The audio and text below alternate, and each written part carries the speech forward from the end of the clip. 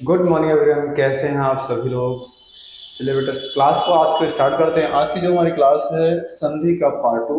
संधि के part two में आज हम आपको क्या क्या बताने वाले हैं, अभी हम आपको डिस्कस करेंगे। सबसे पहले हम आपको बता देते हैं क्लास वन में हमने आपको क्या क्या पढ़ाया था, यानी कि संधि के पार्ट वन में क्या क्या चीजें हमने आपको बताया था। तो जो छात्र नए हैं एक बार चैनल को सब्सक्राइब कर लें और अपने सभी दोस्तों के पास शेयर कर दें। तो चलिए बेटा, आज की क्लास को स्टार्ट करते हैं। आज का जो हमारा टॉपिक है वो संधि है। तो संधि आप सभी लोग बहुत ध्यान से देखते चलिएगा। मैं आपको सारी चीज समझा दूंगा, बस आपको ये करना है जितना मैं आपको पढ़ा रहा हूँ आप सारी चीजों को साथ साथ नोट डाउन करते चलिए और उसको समझते चलिए। पहले मैंने आपको बताया था संधि में संधि की परिभाषा किसे कहते हैं और संधि की पहचान कैसे होती है। तो संधि की परिभाषा किसे कहते हैं मैंने आपको बताया था, ध्वनिक वर्णों को जो हम मेल कराते हैं उसे क्या कहते हैं, संधि कहते हैं। संधि की पहचान कैसे होती है, संधि की पहचान पहले वर्ड के लास्ट में और दूसरे वर्ड के प्रथम में। संधि की पहचान कैसे होती है, पहले वर्ड के लास्ट में दूसरे वर्ड के प्रथम में। जैसे मैंने आपको बताया था क्या, विद्या प्लस आलय, विद्या प्लस आलय। अगर हम विद्या में देखते हैं तो बड़ा आ और आलय में देखते हैं तो बड़ा आ, और बड़ा आ प्लस बड़ा आ मिलाने के बाद मैंने आपको बताया था वर्ण जब सजाती आ जाता है तो कौन सा संधि होता है, तो वो आपको क्या नाम है, दीर्घ स्वर संधि होता है। ठीक है ना, कौन सी संधि होता है, दीर्घ स्वर संधि। ठीक है ना। अब इसके बाद मैंने आपको बताया था संधि के कितने भेद होते हैं। संधि के बेटा मैंने आपको बताया तीन भेद होते हैं। कौन कौन से, एक स्वर संधि, एक व्यंजन संधि और एक आपको विसर्ग संधि। ठीक है ना, स्वर संधि, व्यंजन संधि और विसर्ग संधि। स्वर संधि के मैंने आपको पांच भेद बताया था। कौन कौन से, दीर्घ स्वर संधि, गुण स्वर संधि, वृद्धि स्वर संधि, यण स्वर संधि और अयादि स्वर संधि। ठीक है, इसमें मैंने आपको पहली क्लास में बेटा तीन आपको मैंने डिस्कस कर लिया था, यानी दीर्घ स्वर संधि के बारे में बता दिया था, गुण स्वर संधि के बारे में बता दिया था और वृद्धि स्वर संधि के बारे में बता दिया था। इसके मैंने आपको डिटेल में सारी चीज मैंने आपको समझा दिया था। जो छात्र पार्ट वन को ना देखा हो, संधि के पार्ट वन को पहले देख ले, उसके बाद पार्ट टू को देख। पार्ट टू में आज हम क्या देखने वाले हैं, यण स्वर संधि और अयादि स्वर संधि के बारे में हम आपको बताएंगे। तो यण स्वर संधि किसे कहते हैं, अयादि स्वर संधि किसे कहते हैं, इसके क्वेश्चन हमारे एग्जाम में कैसे बनते हैं। तो चलिए हम आपको बताते हैं यण स्वर संधि के बारे में। यण स्वर संधि उसे कहते हैं, वर्ण जो होता है वो क्या होता है, विजातीय होता है। यण स्वर संधि में, यण स्वर संधि में क्या होता है, वर्ण जो होता है क्या होता है, विजातीय। विजातीय का मतलब क्या होता है, अलग अलग जाति के, अलग अलग जाति के। ठीक है ना। जैसे अगर पहले वर्ड के लास्ट में छोटी ई या बड़ी ई आता है, पहले वर्ड के लास्ट में छोटी ई या बड़ी ई आता है और दूसरे वर्ड के प्रथम में कोई भी स्वर आता है। कोई भी स्वर का मतलब क्या नाम है, जैसे अगर आ गया छोटा आ या बड़ा आ, सेम तो आएगा नहीं, क्यों, क्योंकि अगर सेम हो जाएगा तो हमारा दीर्घ स्वर संधि कहलाएगा। यानी कि छोटी ई बड़ी ई के छोड़कर बाकी कोई भी आ जाए, यानी कि जैसे इसके साथ आ जाता है क्या नाम है आपका, छोटा ऊ या बड़ा ऊ या ए या ए या ओ या ओ, इनमें से कोई भी एक आ जाता है। पहले वर्ड के लास्ट में अगर छोटी बड़ी आ जाए, दूसरे वर्ड के प्रथम में कोई भी स्वर आ जाए, इनमें से कोई भी स्वर आ जाए इनमें से, तो वो किस में कन्वर्ट हो जाएगा, वो बेटा आपका या में कन्वर्ट हो जाएगा, मात्रा के अकॉर्डिंग। मात्रा के अकॉर्डिंग इन द सेंस क्या होता है, या में कन्वर्ट हो जाएगा मात्रा के अकॉर्डिंग। जैसे यहाँ पे अगर आ है छोटा आ तो या ऐसे ही रहेगा, अगर यहाँ पे क्या नाम बड़ा आ है तो या में बड़ा की मात्रा लग जाएगा, अगर यहाँ पे छोटा हुआ है तो यहाँ पे या में छोटा की मात्रा लग जाएगा, यहाँ पे अगर बड़ा हुआ है तो या में बड़ा की मात्रा लग जाएगा, यहाँ पे अगर ए है तो यानी या ए में ए की मात्रा हो जाएगा, अगर यहाँ पे ए है तो ए की मात्रा लग जाएगा, यानी या के ऊपर आपका मात्रा लग जाएगा। अगर पहले वर्ड के लास्ट में छोटी ई बड़ी ई है, दूसरे वर्ड के प्रथम में कोई भी स्वर है, पहले वर्ड लास्ट में छोटी बड़ी है, दूसरे वर्ड के प्रथम बेटा कोई भी स्वर रहेगा तो आपका या में कन्वर्ट हो जाएगा इस मात्रा के अकॉर्डिंग। यानी कि जो भी मात्रा यहाँ पे रहेगी, अगर छोटा की मात्रा छोटा ही रहेगा, बड़ा बड़ा रहेगा, छोटा हो बड़ा हो, जो भी मात्रा रहेगा या के ऊपर आपका मात्रा लग जाएगा। ठीक है ना। जैसे अगर हम बात करते हैं एग्जाम्पल के माध्यम से तो हम आपको समझाते हैं, जैसे इति प्लस आदि, इति प्लस आदि। अब यहाँ पे देखो बेटा क्या दिया गया है, छोटी ही दिया गया है, और यहाँ पे क्या दिया गया है, बड़ा आ दिया गया है। यहाँ पे क्या दिया गया, छोटी ही दिया गया है, यहाँ पे क्या दिया गया है, बड़ा आ दिया गया। तो मैंने आपको बताया था अगर छोटी बड़ी पहले वर्ड के लास्ट में आ जाता है और दूसरे वर्ड प्रथम में जो भी स्वर आएगा उसी के अकॉर्डिंग चेंज हो जाएगा। छोटी बड़ी आ गया तो पहले या बन जाएगा, और यहाँ पे क्या दिया गया, बड़ा आ दिया गया, यहाँ पे क्या हो जाएगा, बड़ा आ की मात्रा, यानी इसमें क्या हो जाएगा, इति प्लस आदि बराबर क्या हो जाएगा, इत्यादि हो जाएगा। इति प्लस आदि बराबर क्या हो जाएगा, इत्यादि हो जाएगा। तो अब आपको एक चीज क्लियर हो गई कि पहले वर्ड के लास्ट में अगर छोटी बड़ी आ जाता है, दूसरे वर्ड के प्रथम में अगर कोई भी स्वर आ जाता है तो वह किस में चेंज हो जाएगा, या में कन्वर्ट हो जाएगा मात्रा के अकॉर्डिंग। तो बस इस बात के लिए आपको ध्यान रखना है, ठीक है ना। जैसे अगर और बात करते हैं आपको, जैसे और एग्जाम्पल की बात करते हैं, ऊपरी प्लस युक्त, ठीक है, ऊपरी प्लस युक्त, तो यानी ये क्या हो जाएगा, ऊपरी युक्त हो जाएगा, ठीक है, क्यों, ठीक है ना। तो अब आपको ऊपरी प्लस उक्त बराबर क्या हो जाएगा, ऊपरी प्लस उक्त बराबर क्या हो जाएगा, उपर्युक्त। क्यों, क्योंकि आपको यहाँ पे दिख रहा है छोटी की मात्रा, यहाँ पे क्या दिया गया, छोटा हो। तो जब भी अगर आपसे मैंने बताया था कि पहले वर्ड के लास्ट में छोटी बड़ी आ जाता है, दूसरे वर्ड के प्रथम में जो भी आ जाएगा उसी के अकॉर्डिंग आपका मात्रा में चेंज हो जाएगा, ठीक है ना। और देखिए चलिए एक एग्जाम्पल और, जैसे देवी प्लस आगमन, देवी प्लस आगमन, यहां पे क्या दिया गया है, बड़ी ई दिया गया है, यहां पे क्या दिया गया है, बड़ा आ दिया गया है। तो देवी प्लस आगमन बराबर क्या हो जाएगा, देव्यागमन, क्या हो जाएगा, देव्यागमन, ठीक है। तो इसी तरीके से चीजों को आपको समझना है कि जब भी अगर आपके बेटा क्या नाम है, पहले वर्ड के लास्ट में छोटी बड़ी आ जाता है, दूसरे वर्ड के प्रथम में कोई स्वर आ जाता है, तो वह किस में चेंज हो जाएगा, वह आपका या में कन्वर्ट हो जाएगा मात्रा के अकॉर्डिंग, ठीक है ना।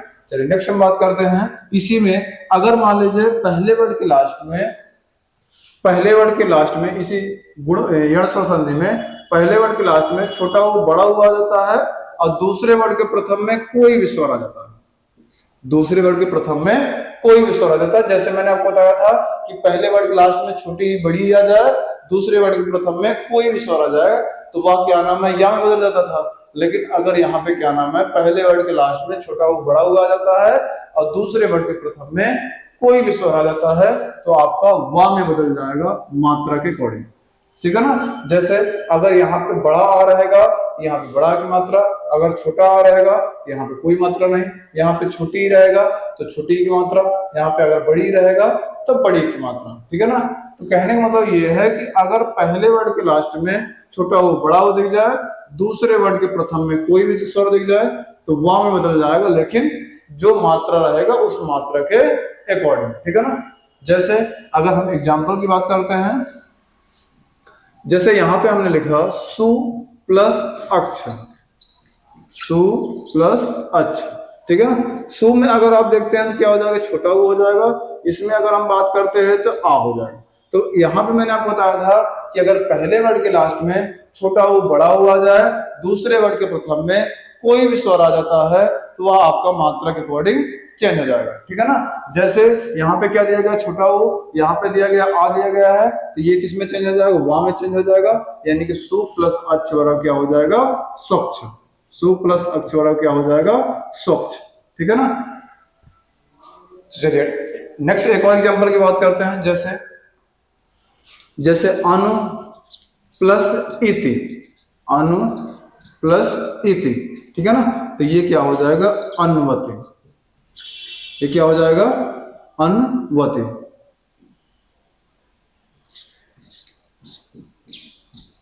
तो आपको बस इतना ही ध्यान रखना है कि अगर पहले वर्ड के लास्ट में अगर छोटा हो बड़ा हुआ जाता है, दूसरे वर्ड के प्रथम में कोई भी स्वर आ जाता है, तो वह आपको मात्रा के अकॉर्डिंग आपका चेंज हो जाएगा। बस इतना आपको ध्यान रखना है, बस, ठीक है ना। चलिए नेक्स्ट हम बात करते हैं, ये तो हमारा होगा यण स्वर संधि। इसके क्वेश्चन हम आपको ज्यादा से ज्यादा करा देंगे, पहले आपको इसमें समझने की जरूरत है। नेक्स्ट हम बात करते हैं आपका अयादि स्वर संधि, नेक्स्ट हम बात करते हैं अयादि स्वर संधि। अयादि स्वर संधि में हम आपको बताते हैं, जैसे अगर आपके पहले वर्ड के लास्ट में ए, ओ, ए, ओ, इनमें से कोई एक आ जाता है और दूसरे वर्ड के प्रथम में कोई भी स्वर आ जाता है, दूसरे वर्ड के प्रथम में कोई भी स्वर आ जाता है, तो वह आपका किस में चेंज हो जाएगा? ये आपका अय में, ये आपका आय में, ये आपका औ में, ये आपका आओ में चेंज हो जाएगा। ठीक है ना। पहले वर्ड के लास्ट में अगर ए, ओ, इनमें से कोई आ जाता है और दूसरे वर्ड प्रथम में अगर ए के साथ कोई भी स्वर आ जाता है आय हो जाएगा, आय के साथ कोई भी स्वर आता है तो आय हो जाता है, ओ के साथ कोई भी स्वर आता है तो आपका औ हो जाता है, और औ के साथ कोई भी स्वर आता है तो आओ हो जाता है। जैसे अगर मैंने यहां पे लिखा ने प्लस अन, ने प्लस अन, तो ने प्लस अन यहाँ पे क्या नाम है? ए मिल गया, यहाँ पे स्वर मिल गया, तो ये क्या हो जाएगा? ने हो जाएगा। ने प्लस अन बराबर क्या हो जाएगा? नयन। ठीक है। जैसे और देखो यहां पे अगर हम बात करते हैं गए प्लस अक, गए प्लस अक, तो पहले वर्ड के लास्ट में क्या आ गया? अय आ गया, दूसरे वर्ड प्रथम में स्वर आ गया, तो गए प्लस अक बराबर क्या हो जाएगा? गायक। ठीक है। तीसरे की हम बात करते हैं, जैसे यहां पे दिया गया है ओ प्लस अन, ओ प्लस अन, तो पो प्लस अन की बात करते हैं तो यहां पे देखो ओ दिया गया है, यहां पे देखो आपका स्वर दिया गया है, तो पो प्लस अन बराबर क्या हो जाएगा? पवन हो जाएगा। इसमें हम बात करते हैं पौ प्लस अक, पौ प्लस अक, इसमें देखो बेटा क्या दिया गया? औ दिया गया है, यहां पे क्या नाम? स्वर दिया गया है, पौ प्लस अक बराबर क्या हो जाएगा? पावर। तो ये आपका पूरा जो मैंने आपको बताया अयादि स्वर संधि में इतना ही ध्यान रखना है कि अगर पहले वर्ड के लास्ट में ए आ जाए, स्वर आ जाए तो अय हो जाएगा, अय आ जाएगा, स्वर आ जाएगा तो आय हो जाएगा, ओ आ जाएगा, स्वर आ जाएगा तो औ हो जाएगा, औ आ जाएगा और स्वर आ जाएगा तो आओ हो जाएगा। ठीक है ना। तो ये हमारा क्या नाम है? अयादि स्वर संधि का पहचान है। तो अयादि स्वर संधि के आपके पास कभी भी क्वेश्चन आता है तो पहले आपको एक बार संधि विच्छेद करके देख लेना। संधि विच्छेद करने के बाद आपको चीजें पता चल जाएंगे किसके साथ क्या मिला हुआ है और कौन सी संधि आपका प्राप्त होगा। ठीक है ना।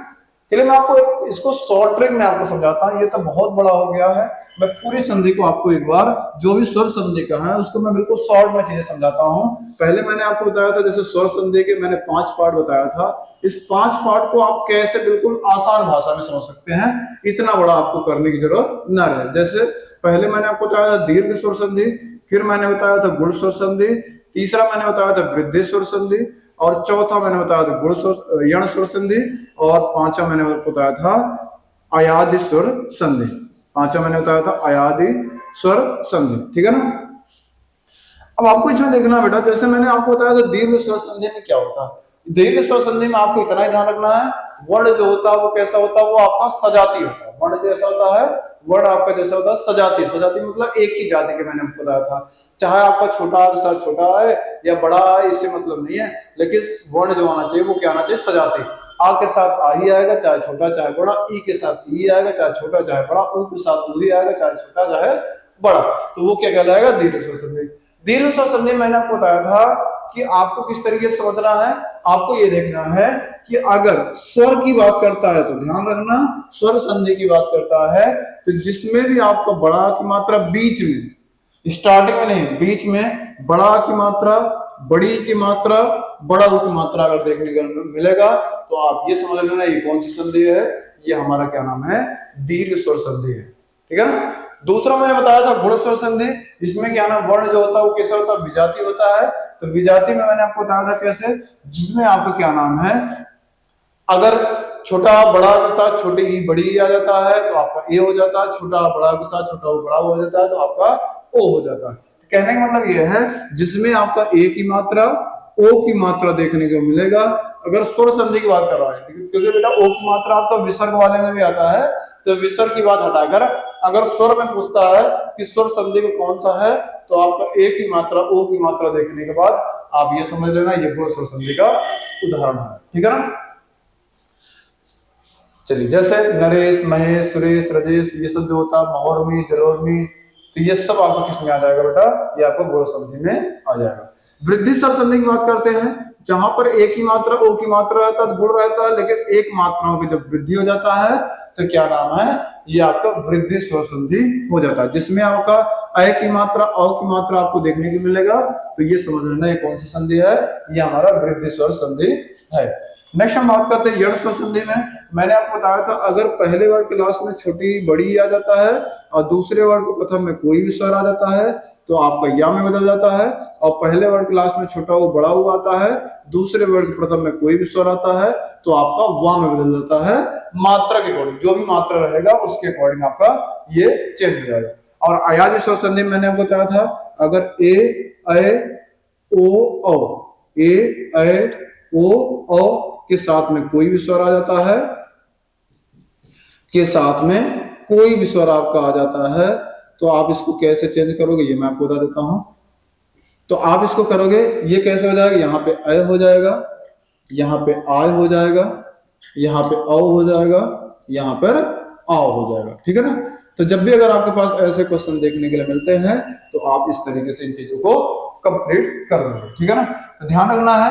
तो ये आपको मैंने शॉर्ट ट्रिक में चीजें समझा दिया कि जब भी अगर आपके पास ऐसे क्वेश्चन आता है, स्वर संधि की बात करते हैं तो दीर्घ में क्या देखना, बड़ा की मात्रा, बड़ी की मात्रा, बड़ा की मात्रा, गुण संधि में ए की मात्रा, ओ की मात्रा, और वृद्धि संधि में अ औ की मात्रा, और यण संधि में या और वा देखने को मिलेगा मात्रा के अकॉर्डिंग। और आपका क्या नाम है, अयाजी स्वर संधि में आय आय या आय औ या औ। ठीक है ना। तो ये आपके पूरा कंप्लीट जो मैंने आपको बता दिया, स्वर संधि के जो पार्ट होते हैं वो सारी चीजें मैंने आपको समझा दिया। ठीक है ना। तो इसके बाद जो हमारी नेक्स्ट क्लास होगी, यानी कि जो नेक्स्ट क्लास में हम आपको कराएंगे उसमें हम आपको व्यंजन संधि कराएंगे, और एक और आपका पार्ट आएगा जिसमें हम आपको विसर्ग संधि कराएंगे। तो लगभग आपके 4 पार्ट में मैं आपको ये चीजें समझा रहा हूं। उसके बाद हम आपको लगभग 2 से 3 पार्ट में मैं इसके क्वेश्चन करा दूंगा, यानी एक एक चैप्टर के लगभग क्या नाम है, छोटा छोटा वीडियो इसलिए क्लब बन रहा है जिससे आपको देखने में भी आसानी रहे और समझने में भी आसानी रहे।